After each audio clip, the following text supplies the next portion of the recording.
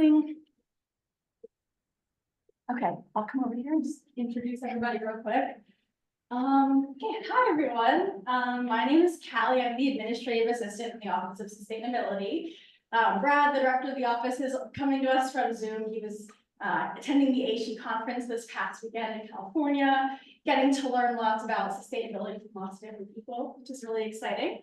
And so I just want to welcome all of you to this research and practice seminar presentation. And I want to thank our co-sponsors, the Office of Research and Sponsor Programs, and the Sustainability Council Scholarly and Creative Activities Committee for all their help.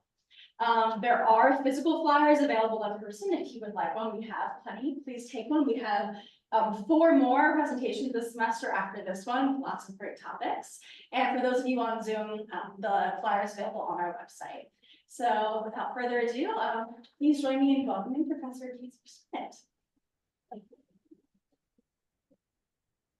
Thank you. Thank you for having me, first and foremost.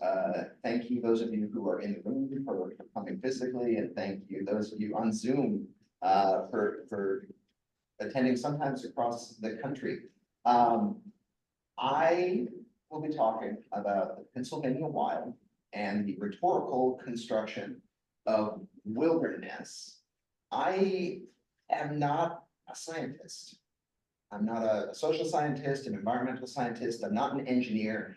And I find that when I engage my peers in sustainability, I'm sometimes the awkward one in the room coming from the humanities. So I wanted to make sure before I got too far ahead that we even knew what rhetoric was. I know people are encouraged to take some humanities class at some point that defines the word rhetoric, but what all do you understand rhetoric to mean? What does that mean to you?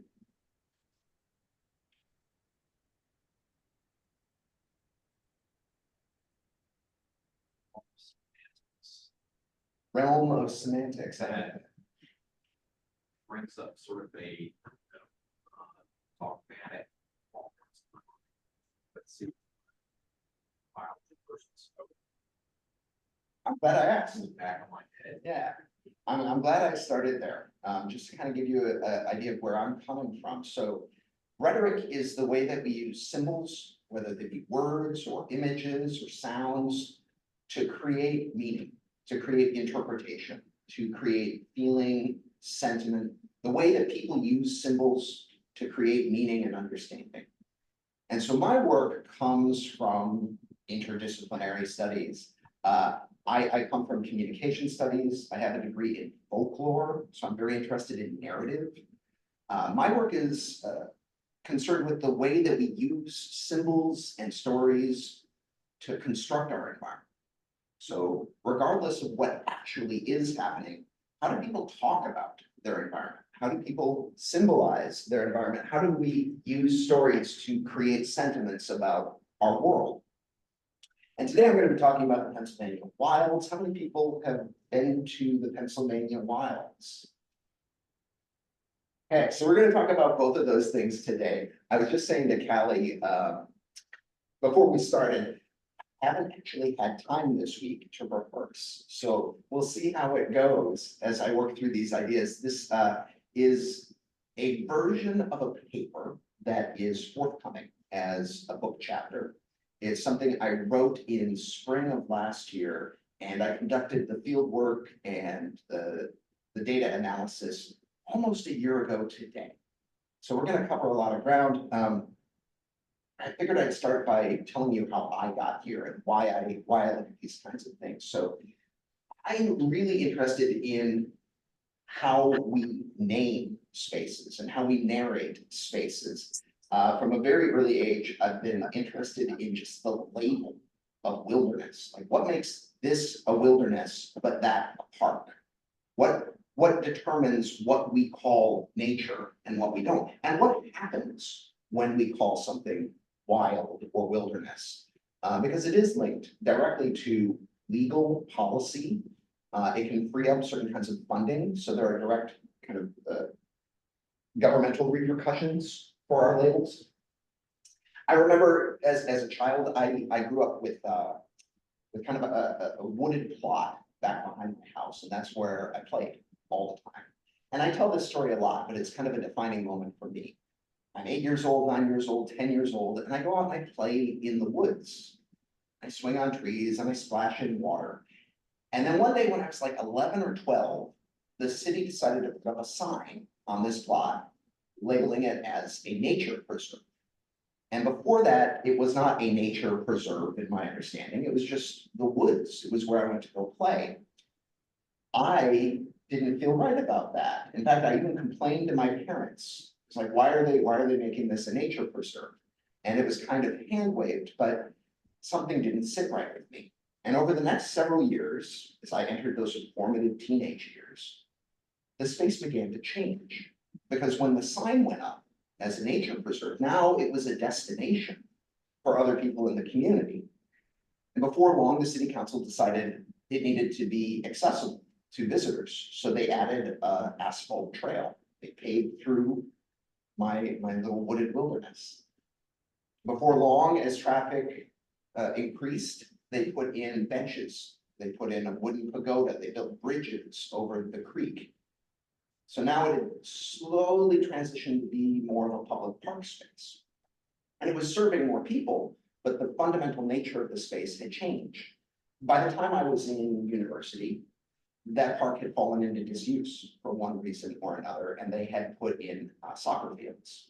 So now they had gotten rid of the trees and they put in playing fields. And now when I go back to that community, those playing fields were able to be recoded because you couldn't take wilderness or nature and turn it into a strip mall. But you can take an old soccer field that's not being used and recode it as a parking lot. They literally paved paradise for me growing up. So I'm really fascinated by the labels we use, the way we name spaces, because there are repercussions. I also think of this as framing spaces. So on the slide I'm showing right now, I'm sharing an image from the French painter Rene Magritte. It's kind of an absurdist painter. You've probably seen his work claiming that things are not pipes, or looking at green apples floating in the air. This painting is one in a series of paintings that he called The Human Condition.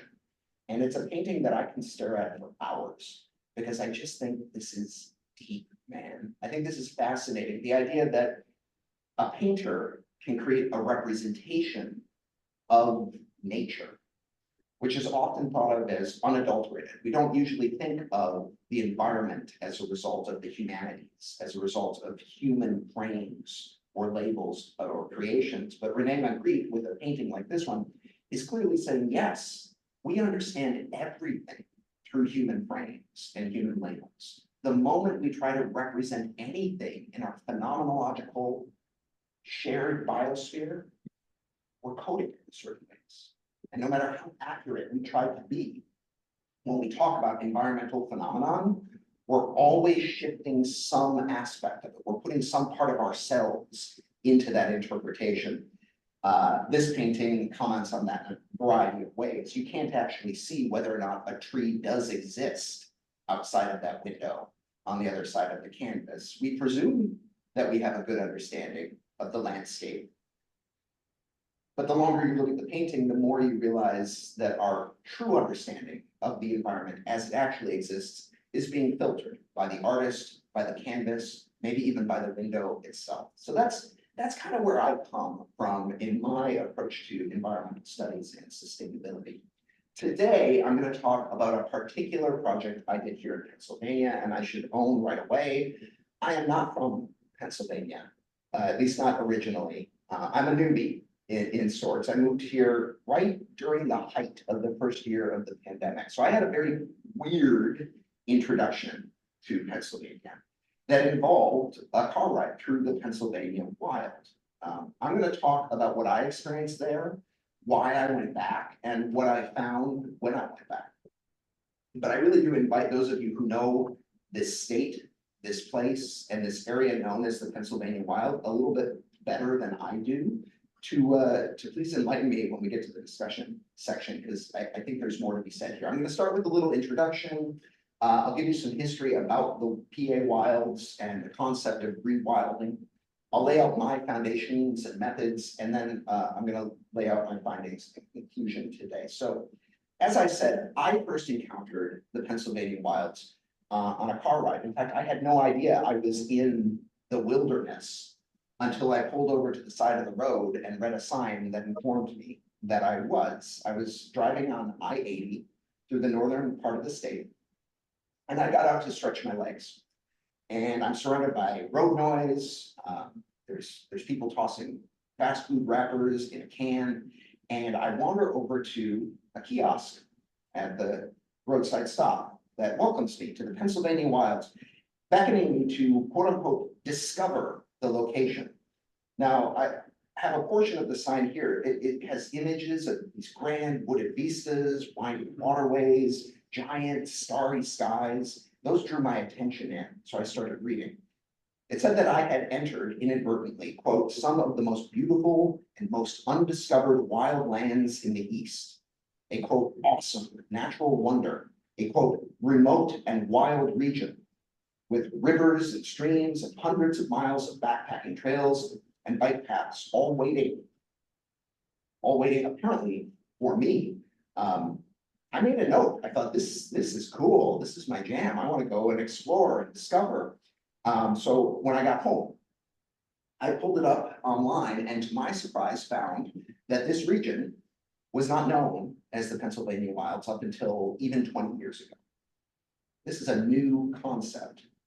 The Pennsylvania wilds, while also referring to a physical space, is a label that was intentionally created for this portion of the state. In 2003, a group known as the PA Wilds Initiative, or the PWI, launched with the goal of branding 12 and a half PA counties as a distinct and recognized region for outdoor recreation, nature tourism, education, and economic development. Industry in the region had been waning for decades, and so this was an explicit financial economic venture. Let's boost tourist dollars. Let's increase education. Let's make some money for the people in the northern part of the state. By 2007, they had stated their explicit goal that they would grow, quote, the region's nature tourism industry by marrying conservation and economic development. And today, the wilds, if you read about it online on the website as a newcomer like myself, exist to, quote, help revitalize rural communities through sustainable tourism development, all while inspiring a stewardship ethic in residents and visitors. It's meant to be, as the DCNR writes, a national model for similar efforts around the country.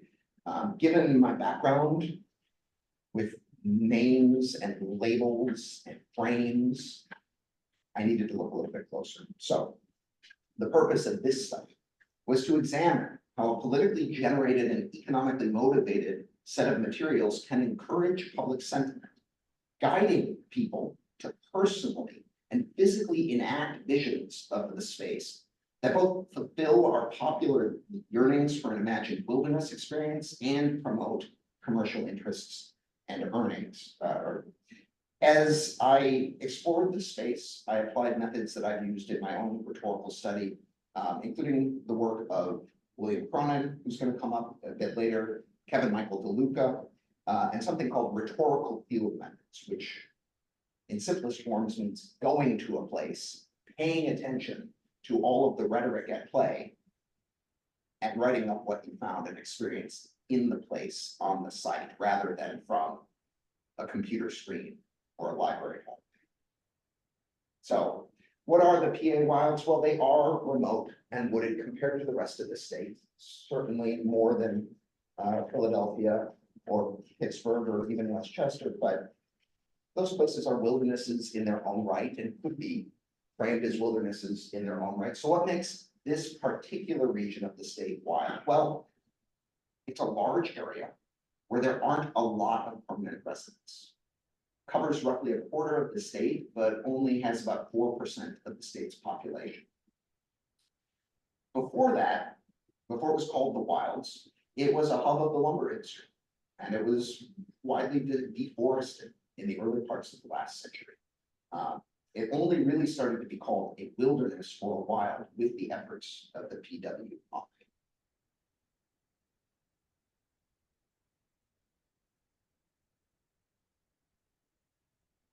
In my work in rhetoric, we talk about deterministic screens quite a bit.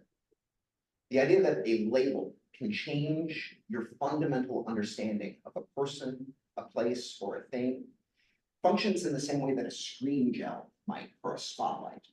Has anybody ever worked in performance, music, theater, and knows what a screen gel is? What's a screen gel? It's kind of like a colored film that goes over the spotlight. This spotlight.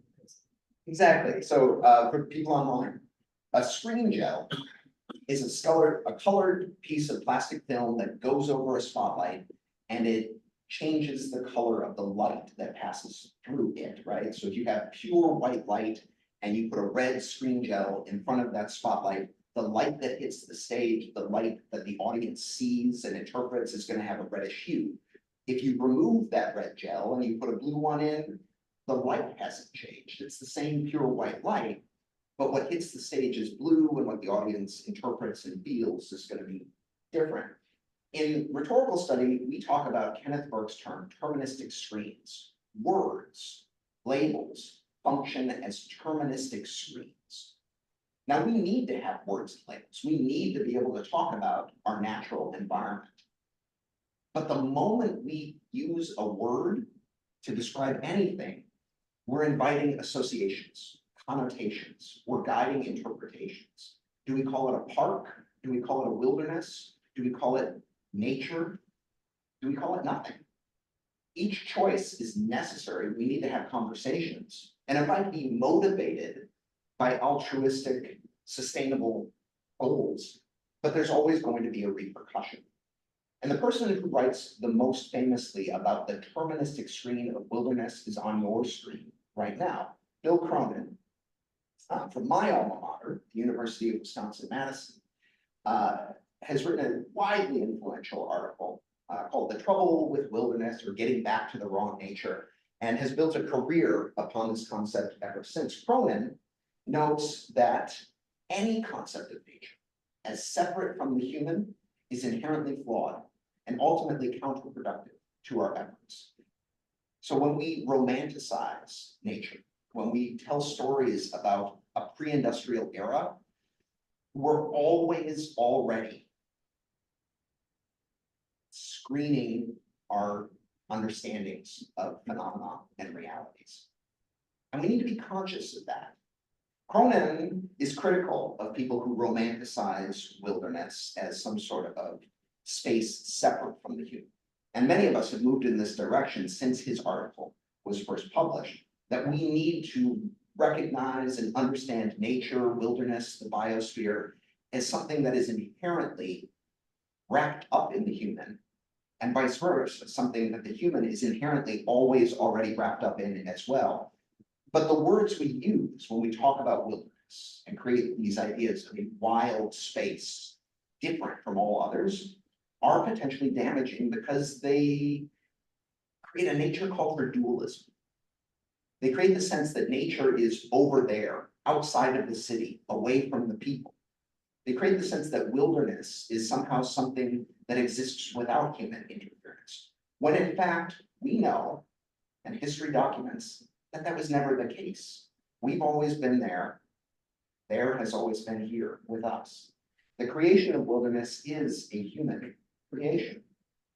This is tied up in the concept of rewilding, which is another concept that has gained traction in the last couple decades, as more and more people have realized that our wild spaces were inhabited for centuries or millennia, that our wild spaces may have been industrial spaces just a generation ago. Several authors have talked about the concept of rewilding, that you can take a space that was part of the lumber industry, the fossil fuel industry, and with concerted efforts, labeling it as wild or natural space, putting up a sign, declaring it a nature preserve, you can transform that space. Labels can be used in a positive way, but we need to be careful.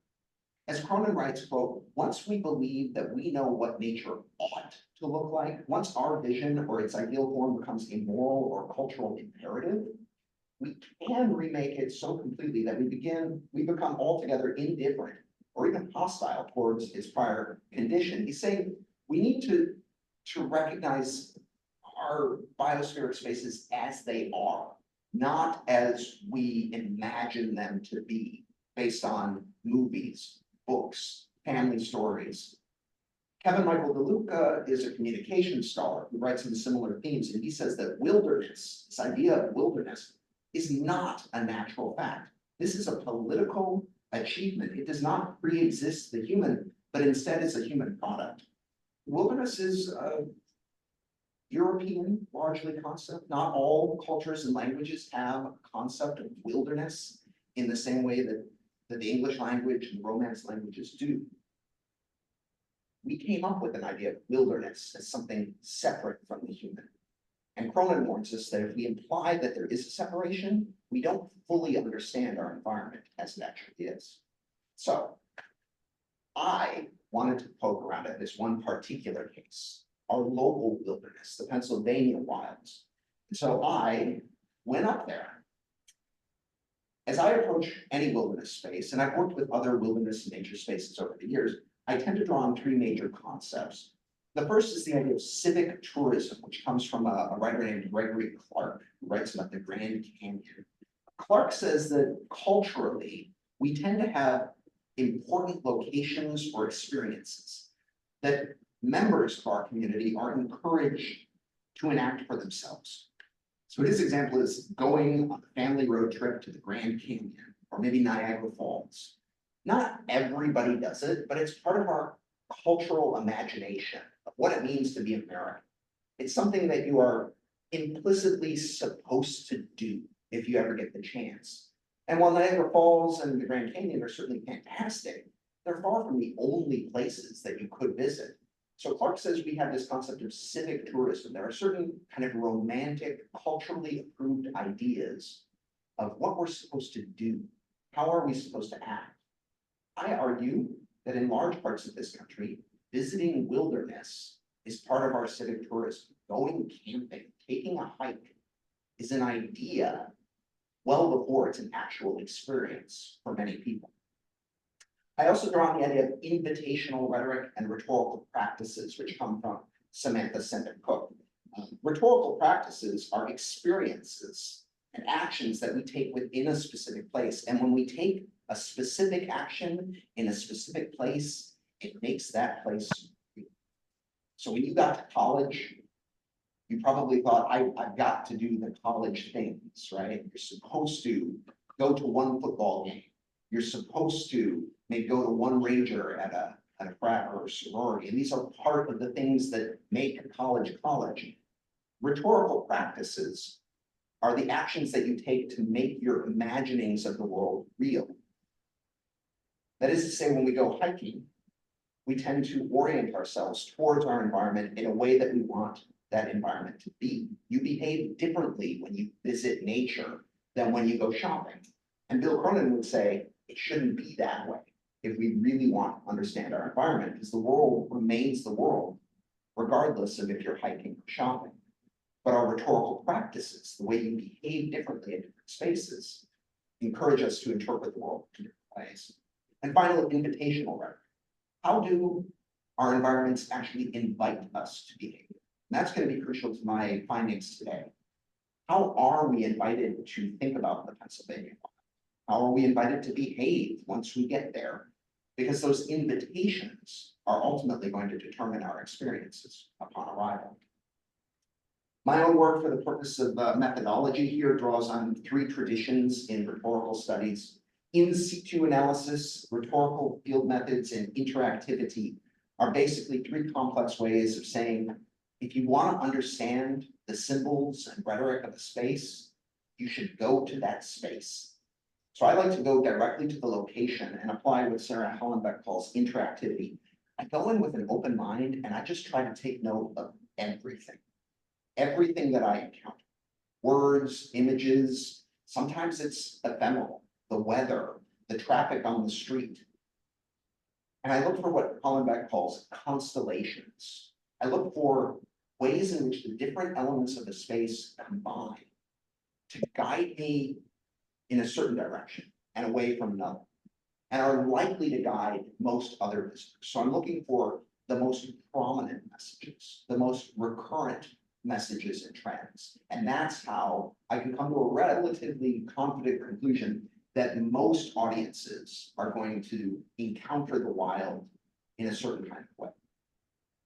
I went to the PA Wilds in October of 2023, and I just spent several days immersing myself in the place, trying to experience it as a visitor with fresh eyes, and trying to pay attention to all of the different ways I was invited to understand the location, all of the different ways I was invited to act within that location. I came away with 5 major trends. So what I'm going to do is share the 5 major constellations, the 5 major rhetorics that I found in this space created by the DCNR and the PWI, and then lead us to some takeaways and conclusions and discussion. The first, and probably dominant trend that I documented and encountered in this space was a trend of viewing, encouraging any visitor to view the space with their eyes from a reverent physical distance. This isn't unusual for nature wilderness spaces, right? Hands off, look and appreciate, but don't touch. Leave no trace ethics. But there's a particular emphasis on viewing, on gazing, on looking at things throughout this region, specifically in the materials created by and with the PWI. So you have throughout the region a specific route that you are encouraged to drive. This is the Elk Scenic Drive, right? It's right there in the name. There's a scene. You're supposed to be looking. And throughout this loop, there are viewing areas and vista overlooks. The trails at the Elk Country Visitor Center, which is one of the main hubs or stopping points along the route, are called viewing trails explicitly, not just trails, but viewing trails. And they have blinds where you can view the elk populations in the regions. But quote unquote, they can't see you. You're explicitly encouraged at just about every point to look at this stuff. Isn't it amazing with your eyes? Got a few examples. There are signs like this one posted throughout Elk Country, which is a portion of the wilds, encouraging you to, 1, give elk space. So you're there to experience the natural. You're there to experience the elk herds, but at a 100-yard distance. There is a remove, and already Bill Cronin might be a little uncomfortable. Now, obviously, there's a safety reason for why you might not want to get closer to the elk. It's safer for you. It is safer for the elk. So there's a pragmatic reason, but the repeated emphasis on the distance creates a symbolic division, a nature-culture dualism that is then enacted in physical space. And our symbols call attention to this division. Never feed the elk. Don't name the elk. Don't get personal. It shouldn't be personal. Inside the visitor center, I like this one that emphasizes it with a graphic. They don't want you to think of nature as familiar. Again, for very, very pragmatic reasons. But with the repetition of viewing from a distance, we get a general theme that a wild space is meant to be looked at, but not touched directly. A wild space is meant to be silently gazed upon with awe. And this isn't just the elk. This includes bird watching. It includes gazing across gorges and valleys, observing flora. This repeated message is a subtle one, but it does perpetuate Cronin's nature-culture dualism. The natural and the wild are places apart from quotidian or everyday human action. And by viewing the space, but not otherwise engaging it, it becomes wild, right? So that's theme number 1. Theme number 2. Many of the materials and symbols and rhetorics throughout the wild space encourage you to personally take action. There's an imperative sense. When we talk about like verbs and grammar, the imperative is all over the Pennsylvania wild. There's signs, brochures, and other guides that are constantly giving you verbal commands. They invite you to discover the space for yourself. And as I found these, I found that they compile to encourage the visitor to have a personal experience. You individually should do something here. Make your own memories. This is the heart of rhetorical practice and civic tourism. The reason you are supposed to go to Niagara Falls or the Grand Canyon is not so that you can understand them any better. You can understand both of those places pretty well by reading books and movies and looking at paintings, but you're supposed to go there directly so that you have your own personal relationship with this space. And so throughout the wild, we see imperative verbs. You're supposed to visit, enjoy, learn, be amazed by, relax in, drive, paddle, kayak, view, and the list goes on. I like one particular sign that read, "Take your time. It'll take you about 4 hours. If you listen carefully, the land will tell its story in the rich language of bird songs and animal tracks, in the late summer cadence of grasshoppers, in the resounding splash of a beaver's tail at dusk. Observe patiently, and you will see many of the wild inhabitants of this varied and beautiful landscape." It's very personal, a lot of second person language. And this is a recurring theme, again, a very subtle one, but when you look for it, it's everywhere. If you are being invited to have this personal experience, you're being invited to perform the wilderness for yourself. 3, safeguarding is a major theme in the wild. And this one also should not come as a surprise to you. Throughout the area, there's an emphasis on the special role of human stewards in safeguarding this biophysical space, including its flora and fauna. So these are things to be viewed and appreciated, but also you are reminded they would not be here if people are not careful. That people need to take an effort to preserve this space.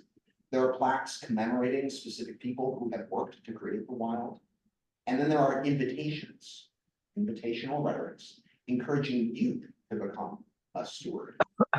Now, just like the distance reminders when viewing elk, there's a very pragmatic reason that we would want to recognize the conservation and preservation work that went into creating this space. There's a very good reason to encourage people to get involved themselves and raise money to ensure that this space can continue to thrive. But drawing from my background, I argue that such rhetorics, while seemingly championing the welfare of the more than human environment, they do ultimately still perpetuate this divide by especially privileging human activities and human interests. I mean, you go to the wild and you end up attending to human actions. That's a paradox in a sense. In celebrating the special power and responsibility of human actors to safeguard the wilderness, the resulting concept of wilderness is constructed as distinct from and dependent upon human scientific engineering. 4th, quantifying. As I went throughout the wild, I couldn't help but notice that numbers and superlatives were everywhere. The PA wilds are frequently communicated through quantities and measurements. And I argue this is a kind of economic definition of the space that implies that size and numerical distinctions are ultimately what define wilderness as distinct from other spaces. If you've driven through the region, like I did, it's not wildly different from other portions of the state. There's cars, there's any number of small towns, villages. People live in the wilds, people work in the wilds. So there's work to be done convincing us that this space is different from other regions. And the way that is often done is through numbers. There's a specific stress on just the sheer size of the space, 2 million acres. Superlatives like largest, elk herd, darkest sky, usually are forwarded. This is the most, this place is the most, and that's what makes it special. And numbers appear everywhere. 50 state game lands within the wilds, 29 state parks, 8 state forests. The Allegheny Reservoir is 25 miles long. The Pine Creek Gorge is 47 miles long. A bull elk has a 50 to 60 inch shoulder height and weighs 600 to 1,000 pounds. This preponderance of numbers in the rhetorics of the wild construct wilderness, not merely as a biophysical model, but as a quantifiable resource. If we can put it into numbers, we can put it into economic terms. And this encourages the economic conception of the wild as a space, something that can be commodified, at the very least, through the growth of the tourist industry. And that ties directly to the fifth major theme. As we might expect, it was created to increase tourism. One of the reasons you want tourism is so that people can spend. And so you are reminded throughout the region, even when it's a relatively sparsely populated one, that you have an opportunity to spend some money. That's the goal, and they don't sway from it. There's the opportunity to buy camo sweatshirts and hand-carved walking sticks. There's folksy local shops everywhere that'll sell apple cider donuts and venison, and these are things that you eat when you're in the wilderness, right? The reason you would be like, you know what, I'll shell out $20 for an apple cider donut or a stick of venison is because you're in the wild. And when in the wild, that's what you eat, right? Maybe you bring some trail mix. These actions, the ways that you are invited to spend your money in the space, invite you to think of the space as a wild space. Again, if the audience spends their money in that way, they perform the wilderness that both they and the PWI have imagined. So what does this all lead to? Well, I recognize that not everybody encounters this space in the same way. In order for the Pennsylvania wild to be wild, you need to treat it as wild. And so all of these invitations encourage the audience to think of this space differently than other spaces, to behave in this space differently than they do in other spaces. In short, the rhetorics hinge not merely on a message or image, but on the audience's willingness to both attend to and accept the invitation that they encounter in the space as wild. And the 5 trends that I tracked encourage human actors in the wild space to conduct themselves differently, to conduct themselves in a way that they do when they're in nature, quote unquote. Yes, this was a financial or political initiative intentionally designed to spur and reap profit from the public imagination. The rhetorics of naming, branding, and advertising inspire discourse, imagination, and action in receptive audiences. And that discourse, imagination, and action are what transforms the wilds, quote unquote, from a mere title or a concept to an actual lived reality. If you go to this place, if you read these signs and you listen to their message, you follow their instructions, you personally are going to perform this space into wilderness. And that's where the rhetoric happens. You don't have to. Goodness knows, plenty of people miss the rhetorics. Plenty of people will go through this same region and they'll dismiss the rhetorics, or maybe even outright reject them. But for the audience who goes to this space, seeks out the wilderness encounter, they're likely to find it. And that's kind of remarkable, given the cacophony of symbolism that they could be attending to. I took this picture just to show that the signs marking the Pennsylvania wilderness are surrounded by all sorts of other signs. There's lots of things that you could be paying attention to. Gas, McDonald's, political signs, the traffic on the road. But if you look specifically for these wilderness symbols, it becomes wilderness. In my larger project, I have a whole tangent about maybe the most celebrated site in the wilds, which is the Kinzua Bridge Viaduct. Who's been to the Kinzua Bridge Park? This is a fascinating part of the region because it is one of the most visited locations, but it is in many ways a monument to industry and consumption and technocratic hubris. It's a massive, massive steel rail bridge that was brought down by a tornado in the very same year that the PWI created the notion of the wilds, and it remains there. It's part of the wilds, despite the fact that it's literally industrial ruins. But when I went there, it felt wild because I treated it as such. I viewed it from a distance, from the viewing platform. I took my own personal actions. I decided I'm going to walk down there and get a closer look and do the things that will make some memories here.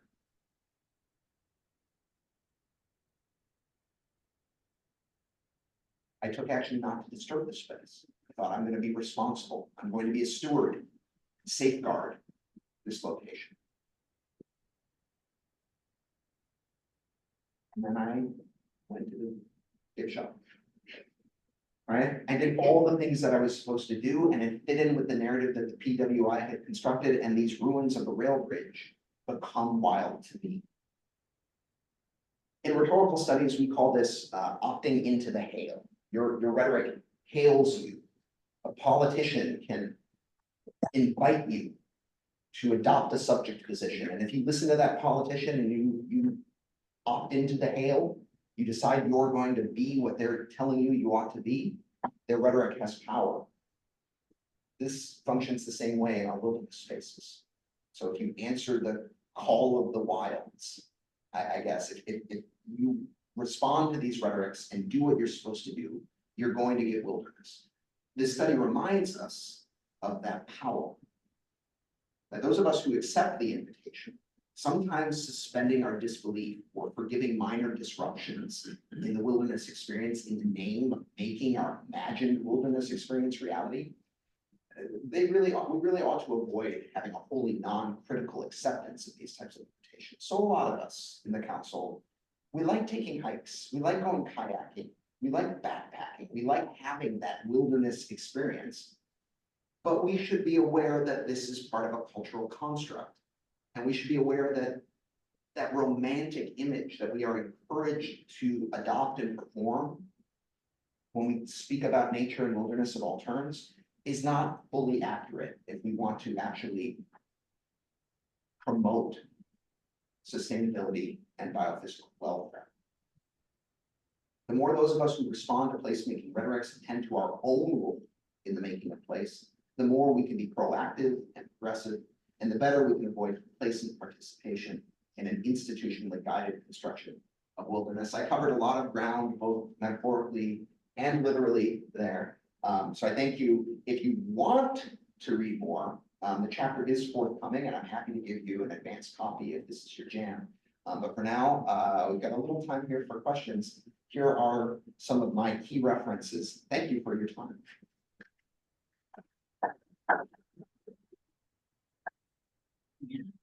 I'll make the Zoom people more visible too, if anyone has questions.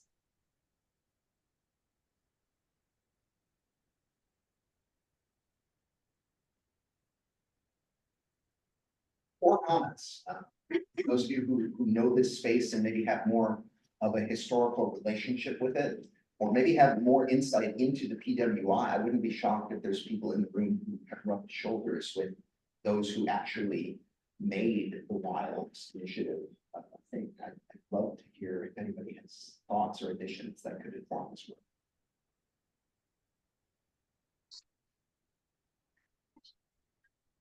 I've done some background in the wild in Lycoming County. There's this one 30-mile round trip hike, and it's on a lot of old log paths. And the parking lot you arrive in has a plaque and information, and it does talk about the indigenous live there. I was curious if you ran into any information that was not so colonial in your experience. I would say shockingly little, or maybe not shockingly, because like realistically, I want to talk about the people who were here 400 years ago, 500 years ago. I did here and there, but using that interactivity model, I'm looking for like constellations, like what really jumps out, what recurs, what is every person who goes through this space likely to encounter. And I couldn't put that into the constellation. Like it's something that could easily be missed or not seen or encountered entirely. But I did notice the images in promotional materials, brochures are stunningly white. Again, maybe not a shock, but I think that's worth noting that this construction of wilderness is construction either intentionally or unintentionally of a space for white people to go hiking and camping, and not a whole lot of conversation about any other kind of ethnic backgrounds, including longstanding indigenous traditions. What, did you see anything? It's like in that one space that I've actually. Yeah. It's like that. And that's true. So I said I'm new to Pennsylvania. Before that, I was in Washington State, and before that, I was in Wisconsin, and I did very similar projects in wilderness spaces there. Same thing, even in Washington, the tribes are, still very vibrant and have, whole communities that you see in town all the time. When you go to nature spaces, it's shocking how little the historical human presence is emphasized. And all the names are somewhere in Washington. Yeah. All of them. I think Cheryl has a question online. You can go ahead and unmute yourself, Cheryl. Absolutely. Thank you very much. And thanks for this presentation, Casey. I really enjoyed it. Excuse me, just a connection to the wilds, though. I don't have one, but we have a colleague up at Mansfield University. I don't know if you know him. Jimmy Guignard. He is a rhetorician, and he wrote a book called Peddling the Sacrifice Zones, which is about him as a cyclist, but also what was happening, during the kind of fracking boom up there. So through a kind of environmental rhetoric lens, he's looking at that area. So you might find it interesting. Could you send me his email address or Absolutely. name, and I could track him down? Yeah, certainly. Yeah, that sounds like- Yeah, and I guess, my question comes from like a general, sometimes dissatisfaction with some rhetorical readings, not necessarily yours. But it's the tendency of the critical method to point to look at how bad this frame is, and look at how bad this frame is, and look at how this one tarnishes our ability to, to interact. Almost as though there is that always already, wilderness that the frames keep getting wrong. So would you argue that there might be like a scale of frames from like worst to best in which we can encounter like the whatever we're going to call these areas that that are wild? I don't know. I just don't know what to do with it, because there just has to be a better frame. And I'm not sure Cronin actually gets to that, but Cronin does eventually. I think he spent the last several decades trying to clarify his initial article, and maybe fill in bits that he didn't get to, because I think you're exactly right that we need to talk about spaces, and certainly more good has come of talking about nature and wilderness in the last 100 years than would have ever come if we didn't have these names or labels. And I think Cronin, every time I've talked to him, he agrees with that.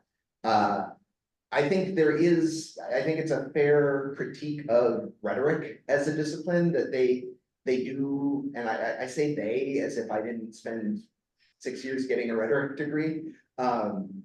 They do tend to take that Socrates gadfly approach to just about everything. The idea that your role as a scholar is to just constantly push, constantly question, constantly point out potential problems. And I think that is very, very accurate of rhetorical criticism as a discipline. That's kind of the mission, is to never be complacent, to never be self-satisfied, even when a symbol has done great good and has benefited an environment, we still should question it. I think that's what rhetoric is trying to do. Within the discipline, I think, like everything, there's buzzwords. And so the word nature may have given way to wilderness, may have given way to biophysical space. In my work, I'm really interested in the audience's role in kind of performing the message. But what is the term that we should be using? I don't think there's consensus. I think we just accept that if we keep being self-conscious, we can always work to be better. So right now, I think people say the more than human environment or the biophysical environment tend to be very popular ones, but I don't think we've got a perfect fix-all frame. I think any frame that we put in front of that pure white light is always gonna do something. We just need to be aware of that and adjust for it whenever we can.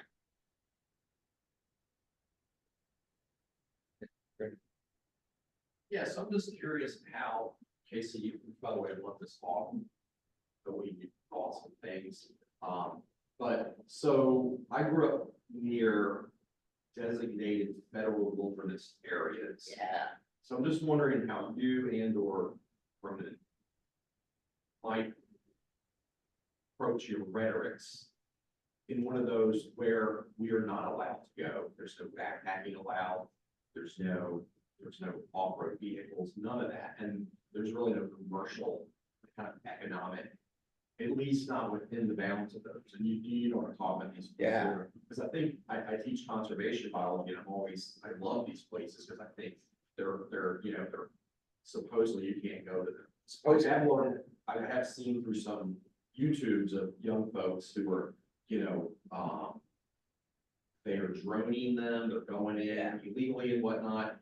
So there's sort of this little weird, kind of subculture of people who are going into them. I guess what I'm trying to ask is how would your rhetorics approach thinking about those kind of wilderness areas versus these wilds? Yeah. The Pennsylvania wilds, Which is very clearly like, we're gonna make an advertising slogan, we're gonna draw on money, so like, it's very strategic in that case. There's a lot has been made about the federal definition of wilderness spaces. And I'm glad you asked it, because that was actually my dissertation was with the Apostle Islands, which it's a federal wilderness, but it contains some touristic areas and some designated wilderness space. And the legal definition of wilderness is something like a space that is preserved from and untrampled by the acts of man, I think. And the Apostle Islands are a wonderful case in the same way that the PA wilds are, in that they were completely clear cut 100 years ago. There were towns, lumber towns, there was a railroad that was used for mining. These are Wisconsin. These are in northern Wisconsin, they're in Lake Superior. So that you have to work to get there, kind of like Ile Royale or something like that. But it's interesting that at the federal level, the definition is, this is a place where people aren't, right? And never were implicitly untrampled by the acts of man. And yet the Apostle Islands, like explicitly, we know, we have photographs and personal experience narratives that this was an industrial yard that we can rewild and create wilderness, I think is fascinating. So when you talk about these spaces that are explicitly then cordoned off from human action, I think you still have these kind of sticky problems of, well, when we call it that and we treat it like that, we're not totally being honest with ourselves, because of course people are there. And of course, like, the air 30 miles away is going to blow over and be over this trampled wilderness, later that afternoon. So my approach to those federal wilderness spaces is, yeah, they're interesting for their like lack of human activity for the most part.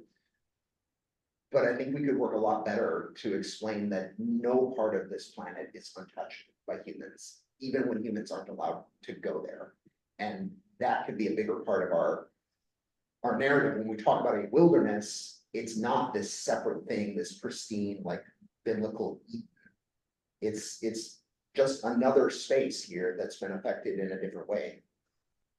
I don't know if that gets to the full question, but I've got more to say about that if you. I think Brad's raising his hand, but he might also be raising his hand to say that Yeah. we're just a little past time, so everyone, if you have somewhere to go, like a class or anything, please feel free to head out and do that, and let's just thank you again to Professor Schmitt. Was that your question, Brad, or did you have another question? Well, that was actually one of three comment/questions I wanted to make. Casey, do you have a few more minutes? For here, let me see. There, you should be good. We're looking at my camera here too, so I can see more there. I have a Zoom meeting with a student at 1, but I'm gonna write that student because I think I can stay just a little bit longer here and talk. But I want to write the student real quick and just let them know that I'm running just a little bit late, and then I'll be right back in. Okay. And while you're doing that, I saw a question about where the recording will be. They will be on our digital commons site. But right now it's not a library. I'm working to do that because Walt is on sabbatical. We miss you very much. Oh, I miss you guys too. I wish I could be there. But we do have somebody who has been posting those this semester. Have they been posted? Oh, yeah. Didn't I give you it's the library resource? What is Yes. it? They told me that person left and they're hiring someone new. So we're in. Well, and then that search failed, but that person's boss is the one that's been doing the posting to Digital Commons. Okay, well, I have to reach back out because they will be Yeah, there. reach back out. Keep it flowing. Okay. Because Lori's there, she'll do it. Okay, but for now, they're on our YouTube channel, so I'll put links in the chat, and they're also in our bulletin that goes out every week. But yeah, let me get links in the chat. That is, unless Lori did tell you to hold off on them for now. I don't know what's going on. Yeah. I don't know what's going on either, so we'll have to see. Okay. Yeah. I do have a question for Casey Schmitt. All right, So I think just like her, I spend most of my week finishing up, Right. emailing that too, and then every day of the week, almost all we'll be good. Sounds good. is There's that.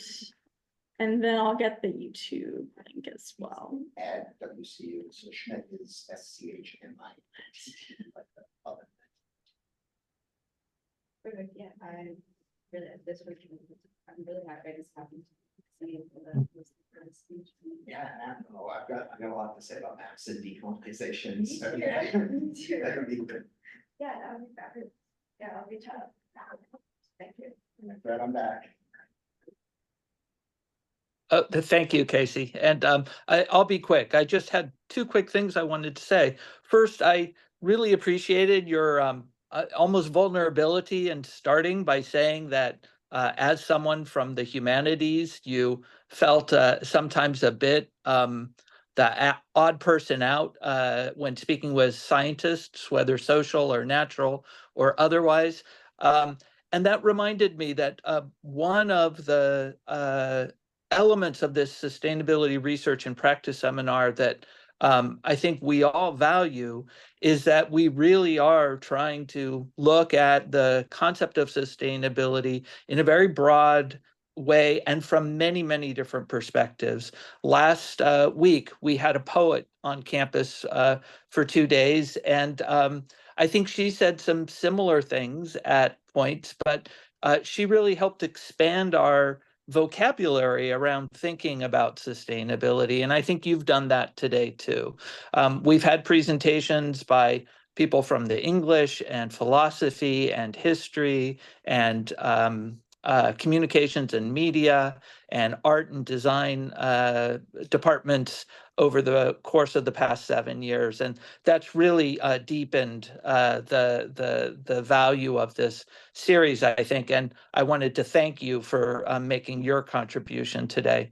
I also wanted to mention that it was very interesting to hear about William Cronin's work. I'm familiar with his book, Nature's Metropolis, which might have been an earlier contribution of his, but in my doctoral studies as a city and regional planner, William Cronin's work in looking at the metropolis of Chicago and how the commodification of lumber, of animal products, and of grains really shaped the human environment. At the same time, it was exploiting what we think of as these natural products. And your final summing up of your findings made me realize that wilderness itself has now become a commodity of a sort, the way William Cronin wrote about lumber and meat and grains earlier in his career. And there's not a question there, but it's just a connection that I appreciate your having helped us make. I've had similar experiences in other schools okay. Can you still hear me? Yes, yeah. I always ask because different groups do have, you know, a variety of scholars, and some groups are almost entirely scientists. But I really enjoyed this series. I think this has been great these last couple of weeks. So I agree with the other people and our poet last week that it's been great. And Bill Cronin's work, for anybody who's still here and who hasn't read it, it's a great book. I think it's like it's like canon at this point. I don't think you should ever pursue like a upper level environmental studies degree if you haven't read at least some Cronin work. I got my PhD at Wisconsin. Cronin should have been my advisor, but he wasn't because he was in such high demand. So I only ever really like worked with him glancingly, but it's been super influential in my work, even outside of environmental studies and like environmental history explicitly. So anybody who hasn't read Cronin's work should definitely do so. Yeah, good, thank you. And I think Walt, if he's still here, also I'm had a still question. here. Yeah, it's too bad Greg's not still here, but I'll catch up with Greg. So hi, Casey Schmitt. I'm Walt Kressler. I'm one of the science librarians. And I have to engage with this topic. So I have pretty deep roots in that area. Most recently, I did my geological field work up there.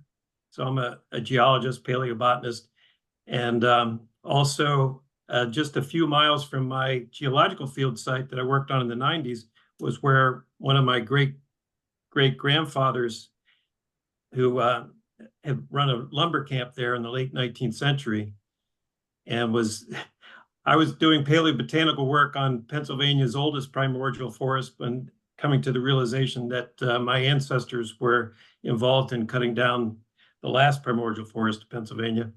But, and also my mother was born not too far from there.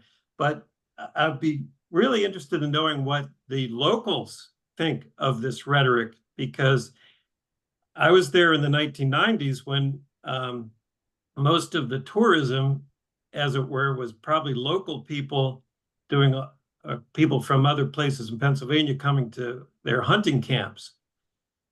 So following the stripping out of the last growth forest there, a lot of that land was then really cheap and sold to the state of Pennsylvania, Commonwealth of Pennsylvania, as Pennsylvania game lands.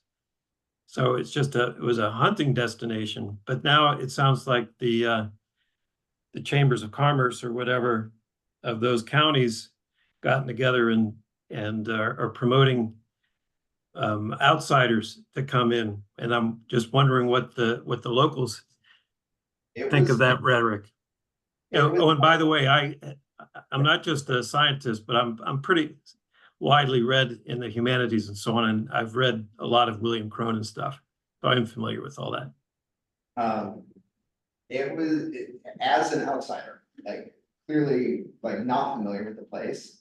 It was at every turn readily evident that there are tourists, and then millions of people who are just going about their lives. And it was palpable that you would have cars that are driving 15 miles an hour down the highway, from donut shop and antique shop to donut shop and antique shop. And then you have people who are like going to school or late for work. And I didn't really have the time to talk to anybody, but yeah, that's, I think,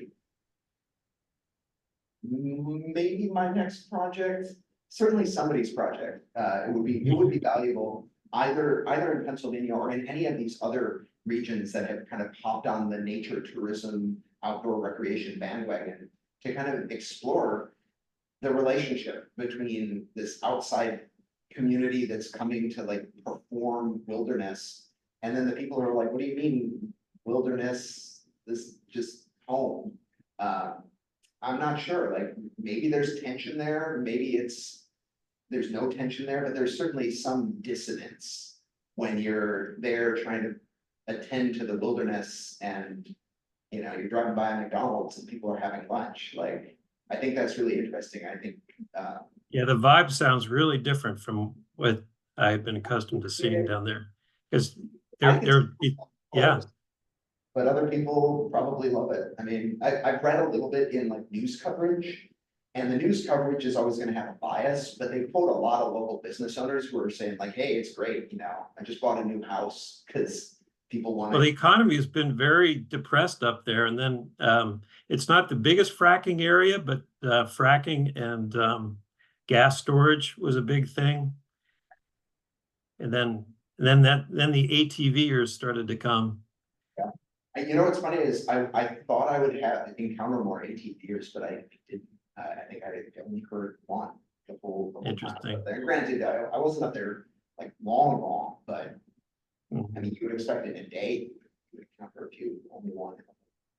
Oh, I just wanted to add another little thing. I was trying to look up some more details about it before I talked to you about it, but I think it's worth looking into. There was a Seneca presence up there, and I think there was some contention over land that was still held by the Seneca with respect to the Kinswa Dam at viaduct at some point. But that'd be interesting to look into, and if you're pursuing. Mackenzie was asking about, you know, like indigenous presence or acknowledgement, and it is interesting, like how little, I'm sure there's some, but it is interesting how little acknowledgement there is of Seneca or anybody else up there. Yeah, I couldn't even find it. I looked up Kinswa in Wikipedia, and I didn't see any mention of the Seneca there, but I know that there was some pushing of people off the land in the 20th century, as recently as the 20th century. Yeah. Up there.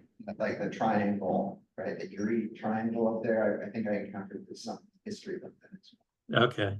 Yeah. Yeah. Thank you. Casey, sure, yeah, best wishes with your research. I know it's, well, you know, I'm still new here. I've got to build my my research portfolio, so I'm still on the lookout for more work to be done. Yeah. Thank you for giving us a little bit more time, Casey. We should let you get to your student meeting. Yeah.